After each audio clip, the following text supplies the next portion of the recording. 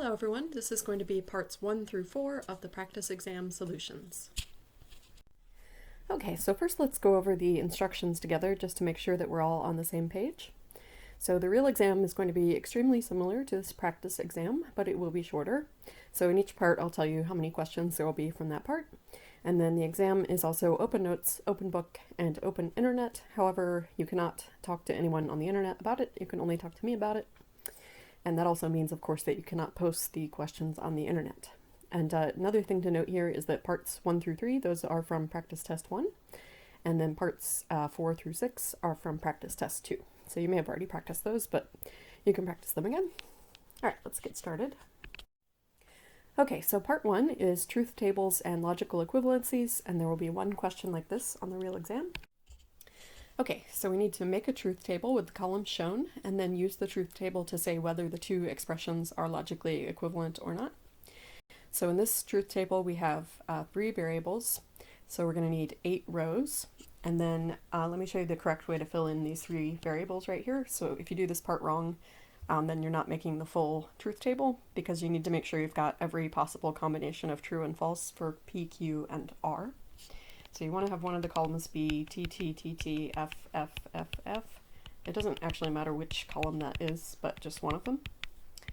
And then you want to have one be T, T, F, F, T, T, F, F, like this. Oops, I'm already doing it wrong. F, F, T, T, F, F. And then you want to have the third column be T, F, T, F, T, F, T, F. So that way you're going to get every possible combination of true and false for P, Q, and R, which is the whole point.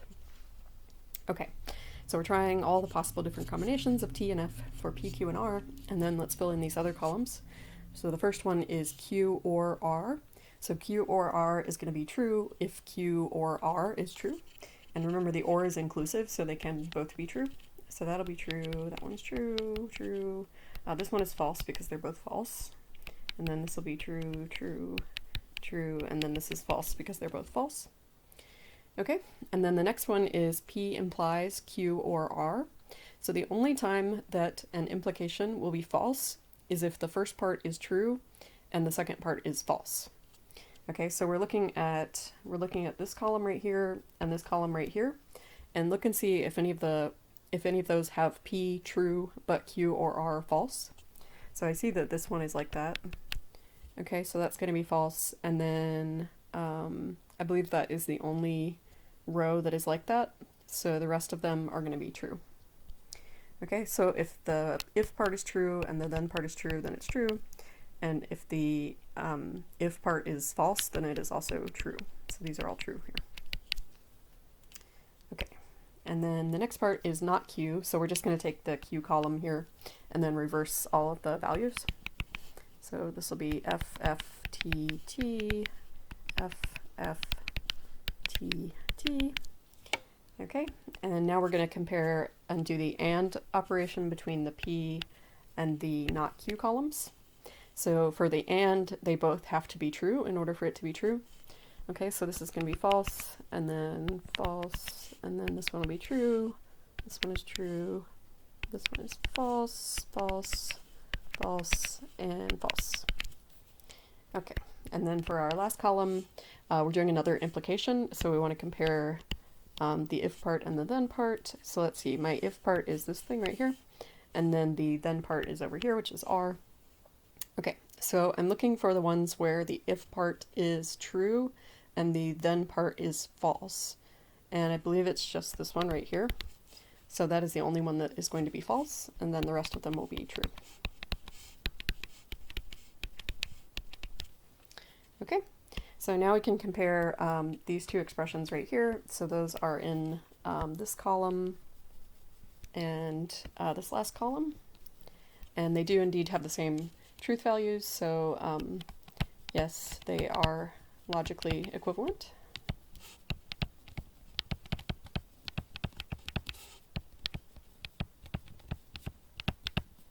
So they always have the same truth value no matter what you plug in for P, Q, and R.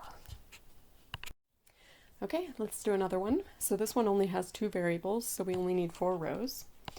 So I'm going to do the P column true, true, false, false, and then I'm going to do Q with true, false, true, false.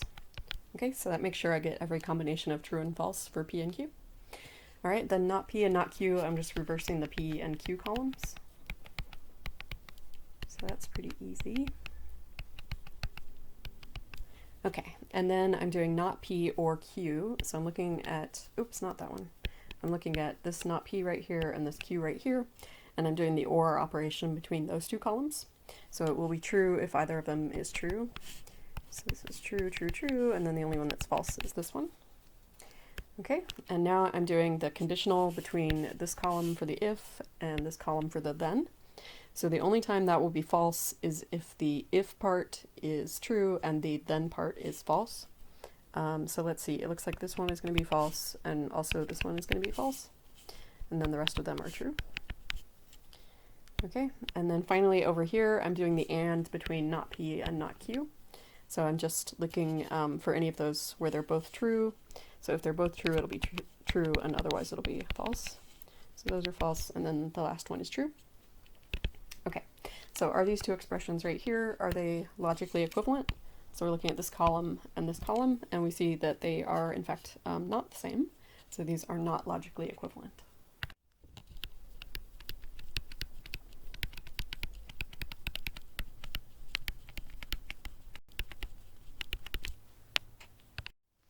Okay, let's do the last one. So this one has 3 variables again, so we need 8 rows. So let me show you how to fill it in again.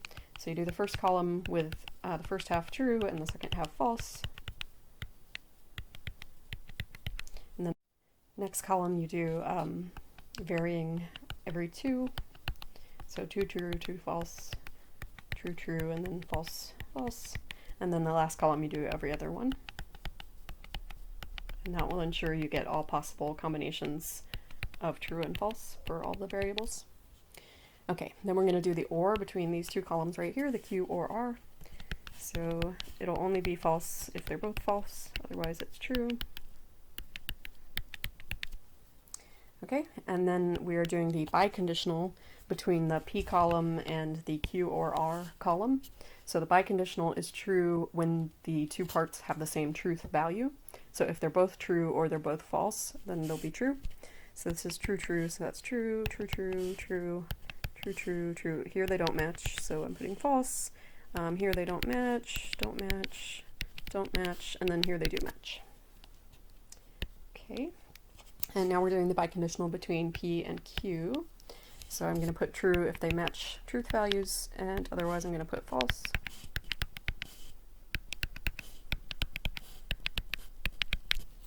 Okay, and now we're doing the biconditional between P and R. So I'm putting true if they match truth values, and if they don't match, then I'm putting false.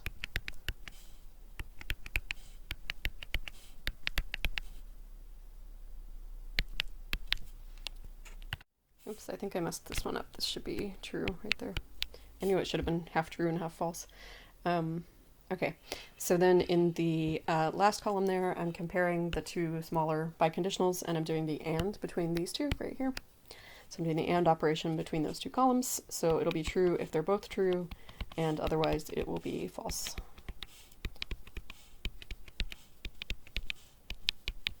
Okay, and now I want to see if the two expressions that I started with are logically equivalent, so that is this one and this one.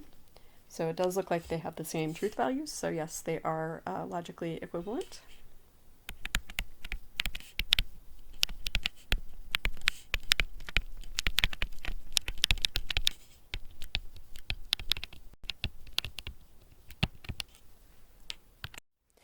Okay, so that brings us to part 2. So this part is about interpreting the for all and exists type of statements and writing them in a formal mathematical way. So let L be the set of all lines in the xy plane. Let E of AB stand for A is perpendicular to B. Let N of AB stand for A intersects B. And let A of AB stand for A and B are parallel. I don't know if you guys noticed, but I was using like the second letter of each of these words here to stand for get the capital letter for the statement, because 2 of them start with the same letter, so I couldn't use the starting letters. Anyway, that's where that comes from. And then we have all these different symbols here that we're allowed to use, and we have to write each of these statements and its negation. The and its negation part, I forgot and left that out when I did this on practice test 1, but I am going to do it this time. So we're going to do both the statement and its negation. Okay, so number 1, every pair of lines that are not parallel must intersect.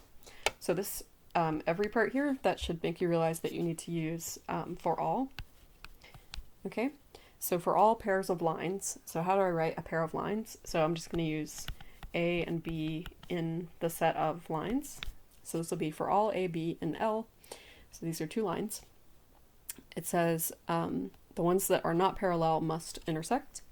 So that tells me that if they are not parallel, then they intersect. So I'm going to do it with a conditional.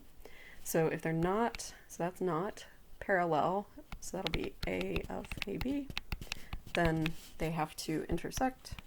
So that will be N of AB. Okay, so how do I do the negation? So the negation, when you negate a for all statement, it becomes an exists statement. So we're saying there exists a pair of lines that make this statement false. So there exists a pair of lines A and B in L such that the if-then statement is false. So how do I write an if-then statement being false? So the if part, I say that it's true. So, sorry, the if part, I say that it's false, rather. So in this case, it'll take the negation away. And then it's not another if-then statement, it's actually an and statement. So this will be and then, oops, I'm sorry, and then I make the second part true. Okay, so again, when you're negating an if-then statement, you say that the first part is false and the second part is true. Okay, so that is the statement and its negation. I think there's actually another way to write the original statement using I think there's another way to do it, but anyway, this way is fine. Okay, let's look at the second one. So for any line, so that right there is telling me again to use the for all. And so it's just for one line this time, so I'm just going to use A. So for any line, so I'm taking A in the set of lines. It is possible to find another line. So it is possible to find another line. That is corresponding to the exists statement. So there exists another line, and I'm going to call that line B. And I have to say that it's a line by saying that it is in the line set. Okay, so for all A in L, there exists B in L. And then I want to have a such that here to describe the last part. So this line is going to be perpendicular to the original line. So that means A and B are perpendicular, which is written by this right there. Okay, so for all A in L, there exists B in L such that E of AB. That means for all lines, there is another line such that they are perpendicular. Okay, and then for the negation, so the for all becomes an exists, and the exists becomes, well, I'm sorry, actually after exists you need to use such that. So there exists A and L such that for all B and L, so the exists and the for all, they just swap places. And then after for all you don't put such that, you put a comma. And then I'm going to negate the rest of the statement, which was this. Okay, so this says there exists some line such that for all other lines they are not perpendicular. So that is negating the original statement. Okay, let's look at part 3. So the for any pair of lines part, that's going to become for all A, B in L. So that says for any pair of lines. And then I'm going to put a comma, and then I'm going to put this part here. They are either parallel or they intersect. So parallel is A of AB, and then or is like that, and then intersect is N of AB, like that. Okay, and then for the negation, the for all is going to become exists. There exists some pair of lines A, B, and L, and then after exists I have to use such that, and then I'm going to negate the or statement. So when you negate an or statement, you negate each part, and you swap the or statement to be an and statement. That's the De Morgan's rules. Okay, so you negate each part and then change from or to and, or from and to or if it was an and statement. All right, the last part, there is no pair of lines that are both parallel and perpendicular. So there is no, I'm going to use the does not exist symbol. So there does not exist a pair of lines. So here's my pair of lines. And then I've used the existence symbol there, so I'm going to do such that. So there does not exist a, b, and L such that, and then I want to state this last part here, both parallel and perpendicular. So that will be A of AB and perpendicular is E of AB. Okay, and then the negation here, let me squeeze it over here. So negation, so the opposite of saying that there does not exist something is to say that there does exist something. So in this case, it doesn't switch to a for all. It just, when you say the not existing symbol, is kind of like just saying, oops, I'm trying to write over here, but it won't let me. It's like saying, it really won't let me. Okay, let me do it over here. This is like having a little oops, now I've written an E. This is like having a little not in front of the, in front of the existence symbol. So you're just taking away that little not thing there. So over here, I'm going to say there does exist A, B, and L such that A and B are parallel and they are perpendicular. So I'm not negating that internal statement there either. I'm keeping that the same. If you think about this for a second, saying there is no pair of lines that are both parallel and perpendicular, if you want to deny that statement, you just say that there are a pair of lines that are both parallel and perpendicular. I hope that makes sense to you. All right, so let's look at part 3, which is proofs. So you're going to have some choice on this one. So there'll be 2 questions, but you'll have a pool of 4 questions to choose from. And then those 4 questions will be 1 proof of each type from the direct, by cases, by contradiction, and by contrapositive. So you'll have to demonstrate that you know at least 2 of the proof types. Okay, so let's look at direct proofs first of all. So you're going to need to refer back to the textbook or to your notes if you've forgotten how direct proof works, but I'm going to show you. So for any integers m and n, if m is even and n is odd, then m squared plus n squared is odd. Okay, so first of all, in any proof, you take your for all statement and you turn that into a let statement. So this is regardless of what proof type you're doing. So we're going to let m and n be integers, which I'll just say like this. Let m and n be in the set of integers. Okay, and now direct proof is a technique that works for if-then statements. So for your if statement, you're going to assume that one, and then you're going to show your then statement. Okay, so I'm going to go ahead and assume or suppose that m is even and n is odd. Okay, and then my goal in this proof will be to show that m squared plus n squared is odd. So that's where I want to end up at. Okay, so now that you've made your assumption, you need to exchange your assumption for some more information. So what information do I get from assuming that m is odd and, that m is even and n is odd? Okay, well, since m is even, that means there exists some other integer, which I'm going to call, I don't know, k, some k in the integers, such that m equals 2k. Okay, so m equals 2 times an integer. That's what it means to be even. And let me do the same thing for n. So since n is odd, now you need to use a different letter this time. And I'll use my existence symbol here just to be short. So I'll call this one I. Don't use k again because you already used k. There exists some I in the integers such that, so this time n is odd, so this is going to be 2i plus 1. Okay, so now I want to get to my goal of showing that m squared plus n squared is odd. So I need to figure out what m squared plus n squared is. So let me do that with these equations that I've written. Then m squared plus n squared equals 2k squared plus 2i plus 1 squared. Okay, let me try simplifying this a little bit. So this will be 4k squared plus 4i squared plus 4i plus 1. Okay, so now how do I show that that is an odd number? So an odd number is a number that equals 2 times an integer plus 1. So what you want to do is make this look like 2 times something plus 1. Okay, so I'm going to factor out a 2 from the first three terms, and that's going to leave me with 2k squared plus 2i squared plus 2i, and then plus 1. And now I can just argue that 2k squared plus 2i squared plus 2i is an integer. Then this means, and then I've got that m squared plus n squared is odd. So I'm done. Okay, so that's it. Let's look at the second one. So again, I'm going to take my for all statement and I'm going to turn that into a let statement. So let a and b be integers. Okay, so I know what I'm working with.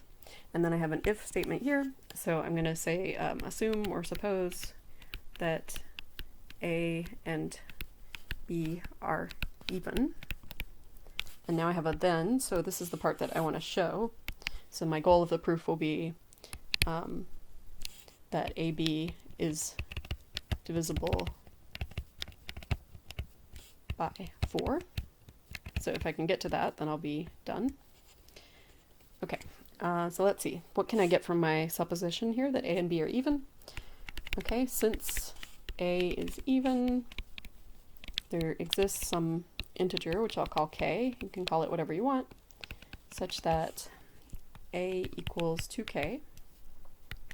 And now since B is even, there's another integer, which I'll call I.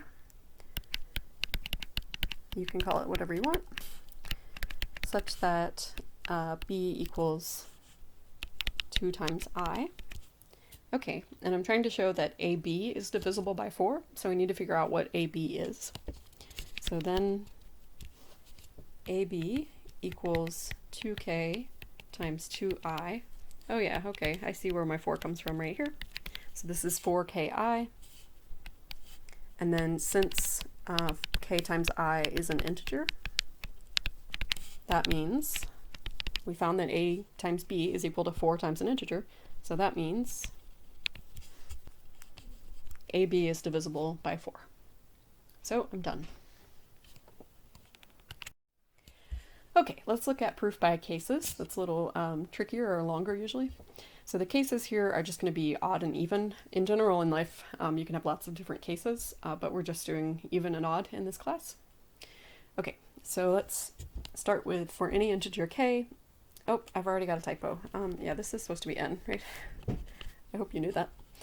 So for any integer n, n squared minus 3n plus 2 is even. Okay, so we're going to start with our for any or our for all statement and turn that into a let statement. So we're going to let n be an integer. Okay, and now we want to show that n squared minus 3n plus 2 is even. But we don't have an if-then statement, so there's nothing to make an assumption from. So we have to somehow generate some information. And what we can do is break into cases. So we can say that n is either even or odd. So these will be our two cases. And we'll show that each of them separately leads to n squared minus 3n plus 2 being even. So let's look at case 1. Okay, so case 1 will be that n is even. Alright, so let's see what happens if n is even. Then there exists some integer, which I'll call k, such that n equals 2k. Alright, so if that's the case, then what is n squared minus 3n plus 2? Let's find out. Let me put the word then in there. So then n squared minus 3n plus 2 equals, so I'm just substituting in 2k for n.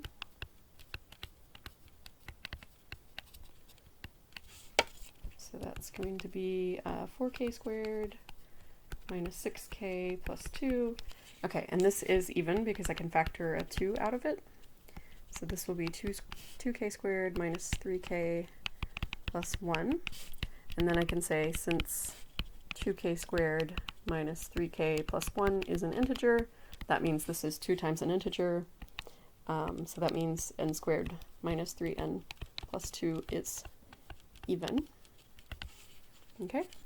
Now let's look at case 2. So we covered what happens when n is even, and let's see what happens when n is odd.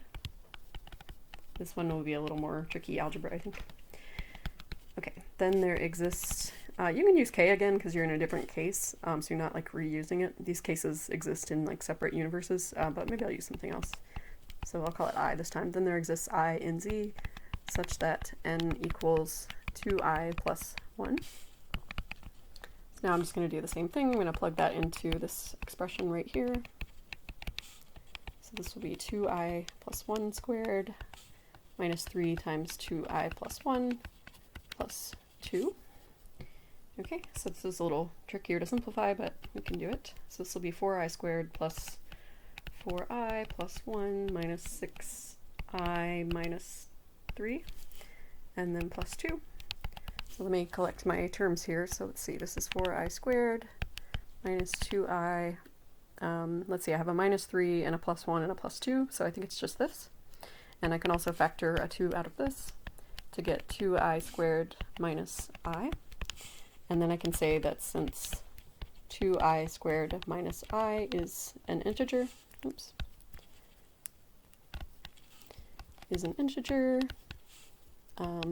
not a very good symbol there. Okay, this means n squared minus 3n plus 2 is even. Okay, so in both cases, n squared minus 3n plus 2 is even. So that means that this is always true. No matter whether n was even or odd, n squared minus 3n plus 2 is even, so we have proven the statement. Okay, let's look at the second one here. So I'm going to do it the same way. So I'm going to let x be an integer, and then I'm going to say x is either even or odd.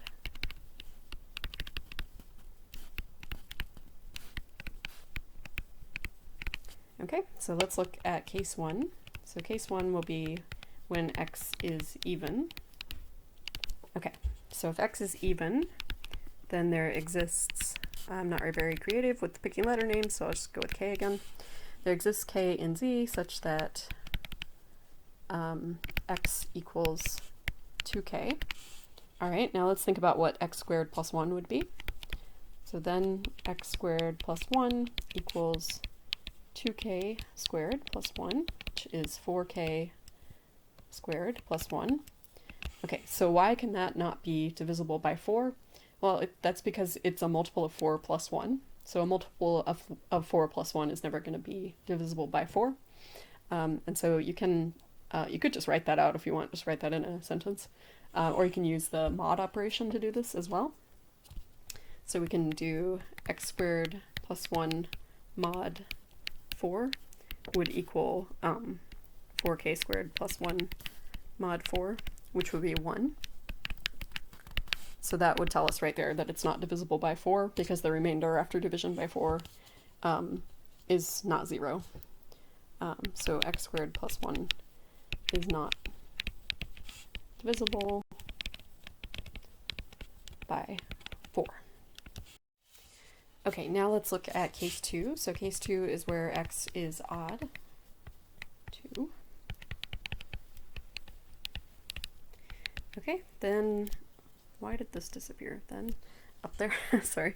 Then there exists, I'll just call it I this time, in Z, such that x equals 2I plus 1. Okay, then what is x squared plus 1 going to be? Then x squared plus 1 is 2I plus 1 squared plus 1. So this is going to equal 4I squared plus 4I plus 1 plus 1. So this, I can combine those two ones into 2. Okay, and then we see that this is also not going to be divisible by 4 because of that 2 at the end. So the first two terms are divisible by 4, and then the last one is not.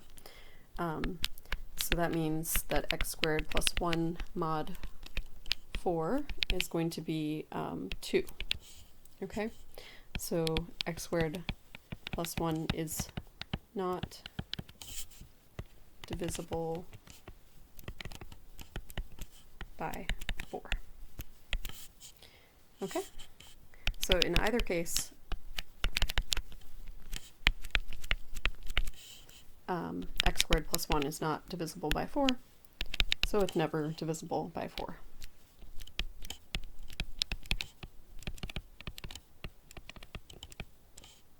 At least not for integers. Okay.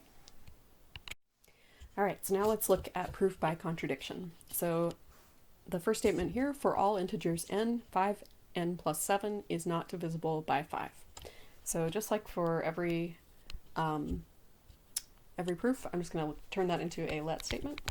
So let n be an integer, and then I'm going to suppose that this statement here is false. So that became the let statement, and then I'm going to suppose the negation of this. All right, so the negation of this would be that 5 does divide that number. So suppose 5 does divide 5n plus 7, and then I'm going to show that this leads to a contradiction. Okay, so if 5 does divide that number, then 5n plus 7 would be equal to 5 times k for some integer k. Okay, and then let's see what happens. So I think I can get my 5s on one side of the equation and the 7 on the other. And then there's going to be a problem. So 7 would equal 5k minus 5n. And then I could simplify that by factoring out the 5. So 7 equals 5k minus n. Then if I divide both sides of the equation by 5, then I get that 7 over 5 equals k minus n. But k minus n is supposed to be an integer, because both k and n are integers. So this is a contradiction.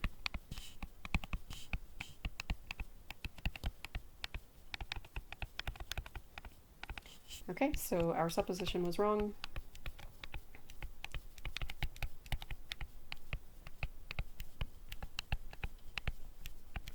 So 5n plus 7 is not divisible by 5.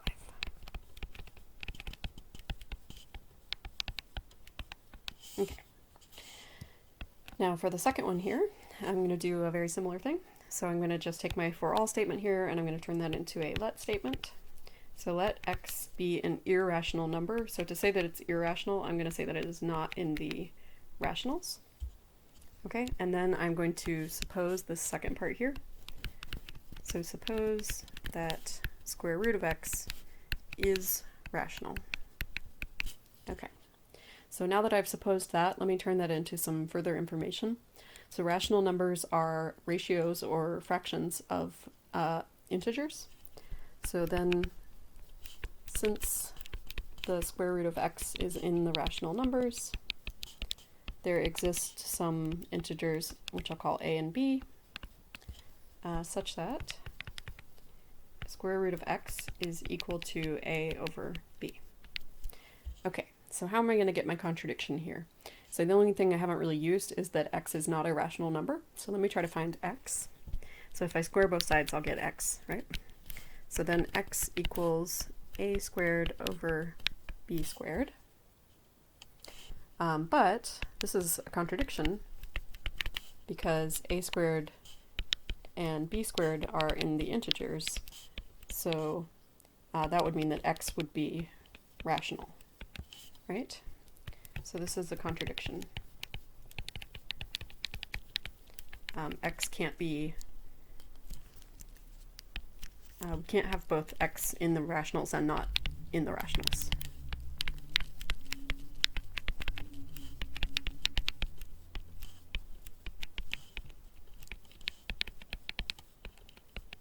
Okay, so that means our supposition was wrong.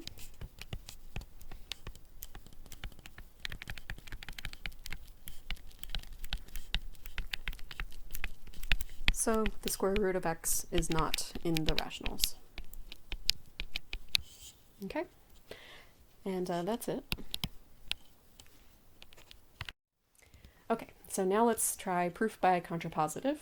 So for contrapositive, what you want to do is actually write out what the contrapositive is first. So the contrapositive here is going to be the following. and then you're just going to do a direct proof of that. So it's pretty easy actually. So the way you do the contrapositive is you keep the for all part the same. So this is going to be for, well, let me just do it the way they did it. So for all positive real numbers x and y. Okay, so for the contrapositive, you're going to swap the if and the then parts, and you're also going to negate both of them. Okay, so be a little bit careful here because, so you're going to swap and negate, but you have to be careful because the second part, the then part, has an or in it, so you're going to need to use De Morgan's law on that one. Okay, so when I negate the x greater than 10 or y greater than 10 part, that's going to become like this. So it's going to be if x is less than or equal to 10 and y is less than or equal to 10. So that is the negation of that part right there. So the or becomes an and each of the individual parts are negated. That's the De Morgan's rules. Okay, and then I'm still swapping the if and the then, so the then part is going to be then xy is less than or equal to 100. Okay, so that is the contrapositive statement, and now we just have to do a direct proof of the contrapositive.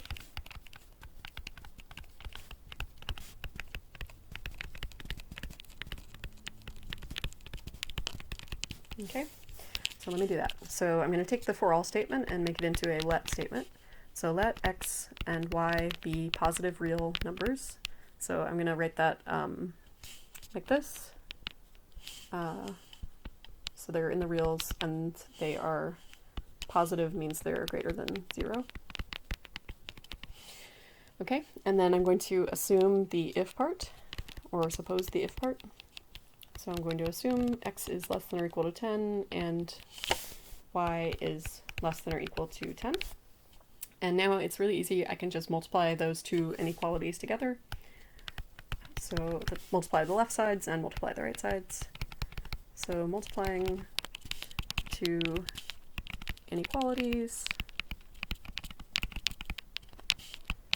And then I don't have to worry about any less than or equal signs or greater than signs reversing themselves because nothing here is negative. So I can just go ahead and do that. So that's going to give me xy is less than or equal to 10 times 10, which is xy is less than or equal to 100. And I'm done. Okay, so let's try number 2 here. So I'm going to, again, write out the contrapositive. So this will be for all integers n. Okay, so I'm going to swap the if and then, and I'm going to negate them as well. So the negation of n is odd is n is not odd. So not being odd means it's even. So this is going to be if n is even, then n squared is even. And now I hope you can see that this is a much easier statement to prove. So now I'm going to do a direct proof of the contrapositive.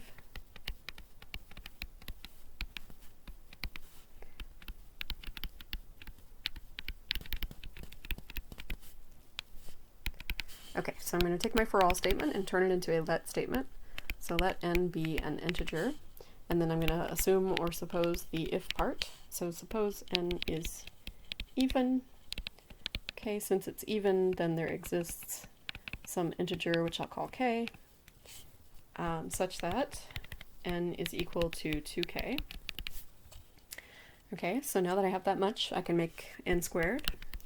So what is n squared? Then n squared is going to be 2k squared, so that will be 4k squared. And that is an even number because it's a multiple of 4, of course.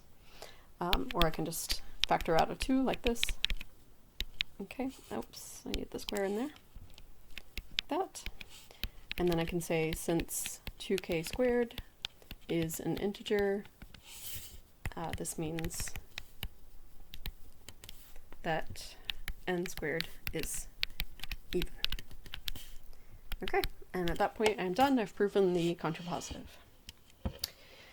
Alright, so that's it for this proof section. Okay, let's look at part 4, which is sequences, summation, and product notation. And these questions are going to be taken from the practice test 2. And there'll be one question similar to this on the real exam. Okay, so now we're going the opposite direction. So I give you a sum or a product written like this with the ellipses, and then I want you to put it into summation notation or product notation. Okay, so what I want you to notice about number 5 is that this is odd numbers. So the form of an odd number, you can always write it like this, can be written as 2k plus 1. And then you just need to figure out what k is for the first odd number and what it is for the last odd number, okay? So this is going to be the sum of 2k plus 1 from k equals something to something. So what does k have to be in 2k plus 1 to give you 1? It has to be 0. Okay? And then what does k have to be in 2k plus 1 to give you 89? So the 2k part would have to be 88, so that would be 44. Okay? So to just explain again, when k equals 0, 2k plus 1 equals 1, and when k equals 44, 2k plus 1 equals 89. Okay? Right, so for number 6, it's very similar, except instead of odd numbers, we're looking at multiples of 3. Okay, multiples of 3. So multiples of 3 can be written as 3k for some integer k. So you just have to figure out what k is for the first term and what it is for the last term. So this will be sum from k equals something to something of 3k. So for the first term it's 3, so that would be when k equals 1. And then for the last term it's 99, so that would be when k equals 33. Okay? And then let's see, for number 7, so 7 is a product, but other than that it's really the same way. So this is even numbers. So even numbers can be written as 2k for some values of k. So again, you just have to figure out where the starting and stopping points are. So this is going to be 2k. Alright, so for the first one, which is 4, oops, I'm sorry, it's not a summation, it's a product. Okay, so for the first one, k is going to need to be 2 to give us 2 times 2, which is 4. And then for the last one, 50, I would need to use 25. Okay, and then let me just make a little space to do number 8. So for number 8, this is going to be, I think, hopefully you can see it's just going to be 1 over k. Alright, and then the first k is going to be 6, and then the last k is going to be 41. Okay, that's it for this part of the practice exam, so go to the next video for the rest of the solutions.